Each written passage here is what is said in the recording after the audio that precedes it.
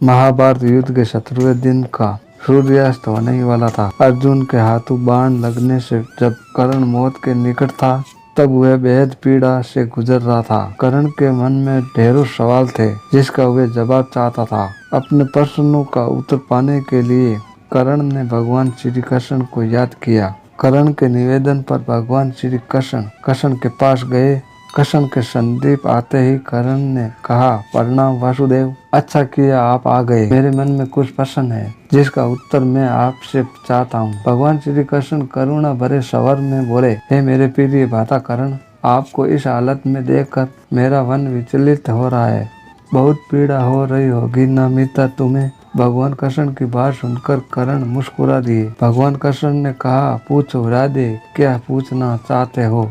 कर्ण ने भगवान से कहा, हे वासुदेव, मेरे दुर्भाग्य की समस्याओं को क्या आप माप सकते हैं। मैं सूर्य पुत्र राधे कर्ण के नाम से जाना जाता हूँ। मैं कुंती पुत्र कर्ण राधे के नाम से जाना चाहता हूँ। मैं कुलिंग युधिष्ठिर, शक्तिशाली भीम, शूरवीर अर्जुन, सुंदर नकुल और बुद्धिमान सहदेव का ज्येष्ठ भ्राता कर्ण राधे के नाम से जाना जाता हूँ। सारा संसार मुझे सूत पुत्र कहता रहा और मैं सुनता रहा। तनिक सोचिए वासुदेव, तनिक सोचिए, तनिक मेरी पीड़ा को समझने का प्रयत्न कीजिए। भगवान कृष्ण कर्ण के और पास गए और बोले, हे राधे, आज जो भी बोलना है जी भर कर बोलिए, फिर मैं भी आपको अपने इस मुस्कुराते हुए चेहरे के बारे में कुछ बताऊंगा। कर्ण बोला, हे माधव, जन्म देते ही मुझे मेरी माँ ने त्याग दिया क्योंकि मैं माता के विवाह से पूर्व जन्मा था, परंतु एक अवैध पुत्र के रूप में जन्म लेने में मेरा क्या अपराध था। गुरु द्रोणाचार्य ने मुझे शिक्षा देने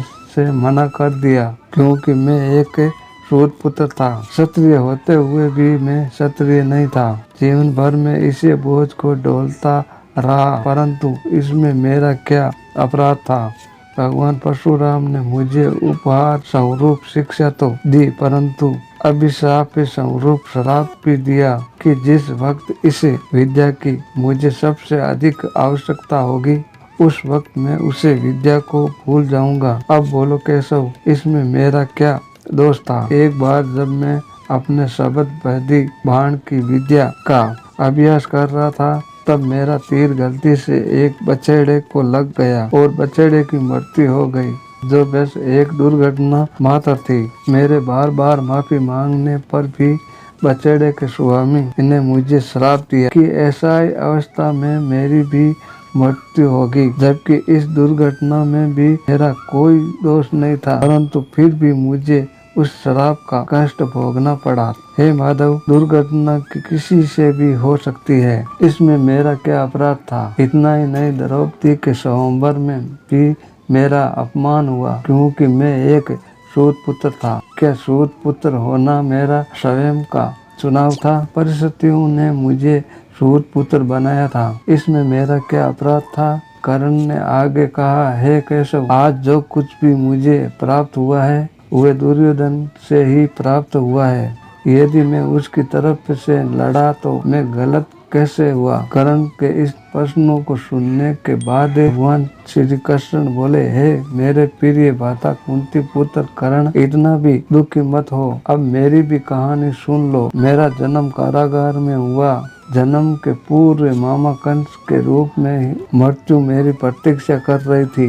जिस रात मेरा जन्म हुआ उसी रात भर माता पिता ने मुझे अपने आप से अलग कर दिया। कर्ण, तुम्हारा बचपन खड़े रथ, घोड़े, धनुष और बाणों के बीच उसकी ध्वनि सुनते हुए बीता, परंतु मुझे ग्वाल की गौशाला मिली, गोबर मिला और खड़ा होकर चल भी नहीं पाया कि उसके पहले प्राण घातक हमले झेलने पड़े। कोई सेना नहीं, कोई गुरु नहीं, कोई शिक्षा नहीं, लोगों से सिर्फ ताने ही मिले कि गोकुल में इन प्राण घातक हमलों का मूल कारण मैं हूँ। तुम्हारे गुरु परशुराम तुम्हारे शौर्य की तारीफ करते हुए कह रहे थे कि भगवान शिव को छोड़कर तुम्हें कोई परास्त नहीं कर सकता। मुझे उस उम्र तक कोई शिक्षा भी नहीं मिली। तुमने अपनी पसंद की कन्या से विवाह किया, परंतु मैंने जिस कन्या से प्रेम किया वह मुझे नहीं मिली, बल्कि मुझे उस कन्या से विवाह करना पड़ा जो मुझसे प्रेम करती थी, जो मुझे चाहती थी। जरासंध से बचने के लिए मुझे मेरे पूरे समाज को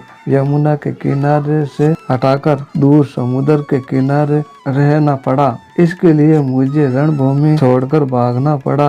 रणभूमि से पलायन करने के कारण मुझे कायर और रण छोड़ कहा गया। जरा विचार करो राधे, दुर्योधन अगर युद्ध जीतता है तो तुम्हें बड़ा स्नेह मिलेगा। अगर धर्मराज युधिष्ठिर जीतता है तो मुझे क्या मिलेगा? मुझे केवल युद्ध और युद्ध से निर्मित समस्याओं के लिए दोष दिया जाएगा। सब यही कहेंगे कि इस देव के पुत्र ने महाभारत करवाया है। हे राधे, जीवन हर किसी को चुनौतियाँ देता है।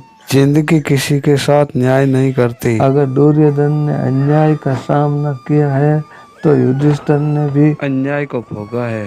भगवान श्री कृष्ण आगे कहते हैं, हे राधे, इसे पूरी पृथ्वी पर कोई ऐसा व्यक्ति नहीं है जिसे ऐसा न लगा हो कि उसकी समस्या सामने वालों की समस्याओं से छोटी है। हर किसी को ही ऐसा ही लगता है कि उसकी समस्या की पोटली सामने वाले की पोटली से बड़ी है, परंतु ये सत्य नहीं होता। हर किसी की समस्या अपना अपना स्थान पर बड़ी ही होती है, लेकिन इसका मतलब ये नहीं है कि तुम्हें गलत मार्ग पर चलकर अपनी समस्याओं का समाधान ढूंढने लगो, क्योंकि हमारी प्रकृति किसी को भी अधर्म के मार्ग पर चलने की अनुमति नहीं देती। और अगर कोई अपनी समस्याओं का समाधान पाने के लिए अधर्म के मार्ग पर चलेगा तो उसका हर्ष तुम्हारे जैसा ही होगा। कर्ण अपने जीवन से बहुत दुखी था। उसे लगता था कि उसका जीवन बेहद ही अधिक कष्ट में बीता है, परंतु जब भगवान श्री कृष्ण ने अपने जीवन की तुलना कर्ण के जीवन से की, कर्ण को समझ आया कि कृष्ण की समस्याओं के सामने उसकी समस्या कुछ भी नहीं है। अंत समय में कर्ण ने भगवान श्री कृष्ण का ज्ञान सुनकर बेहद दुख महसूस कर रहा था और शांत मन से कर्ण ने अपने प्राणों को त्याग दिया।